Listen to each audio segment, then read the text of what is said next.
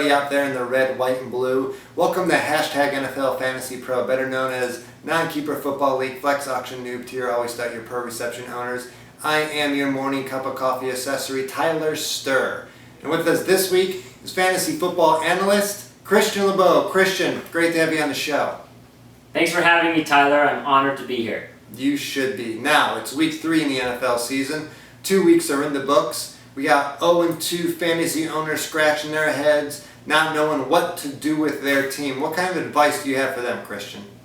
Well, I would say don't panic just yet. It's only week 2. And if there's anything I've learned from Hashtag NFL Fantasy Pro, it's that handcuff is a very, very strong theme here. And so I'm going to stick with that. You got to get the handcuff to your studs and get your free agents from the waiver wire. It is the theme of this show. You've been watching and probably learning a lot more, Christian.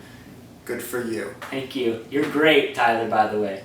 Exactly. Now, this show is known for being tough. We're asking tough questions that other shows are not intelligent enough to ask. That being said, thinking long term in this season, what kind of pickups do you want to get this week? Well, I would suggest Andre Ellington of the Arizona Cardinals. He is the handcuff for Rashard Mendenhall. Now, last week he had pretty impressive numbers with his yards per carry average.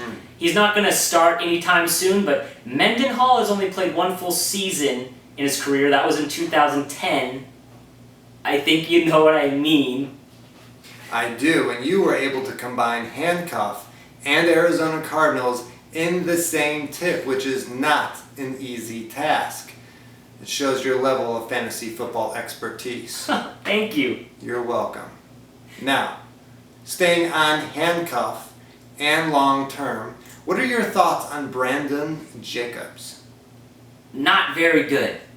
Well, here's a skinny on Brandon Jacobs.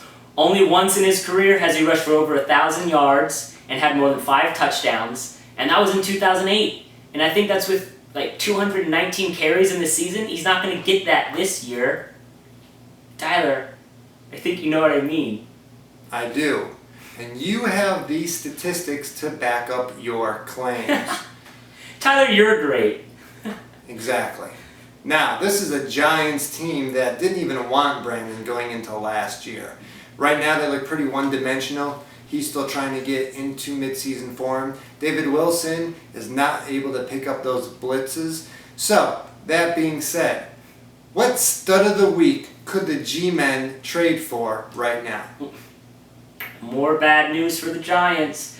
My stud of the week is somebody they can't trade for, because my stud of the week is going to be the Indianapolis Colts defense. Wow. Yes, in week 4 they're going to play the Jacksonville Jaguars. That's going to be a whole lot of points. It's not that the Colts defense is anything spectacular. Nope. It's that the Jaguars offense is that horrible. Yep. Plus, MJD is going to be injured. They're really going to have nothing.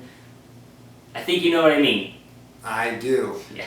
And this show has been speaking volumes all across the web thanks to psychoanalytical advice like that from Christian in Hashtag NFL Fantasy Pro. You're welcome, America. Now, we only have time for one last question. We're going to do the one name game. I'm going to ask you a question, and all you got to do is give me one name. Who is the, I wish it was still 2012 Player of the Year? Cecil Shorts. Cecil Shorts. There you have it, America. Thank you, Christian, for joining us. Thank you to the Red, White, and Blue for supporting us. This is Hashtag NFL Fantasy Pro. We'll see you next week. Same time, same channel. Thank you, Tyler.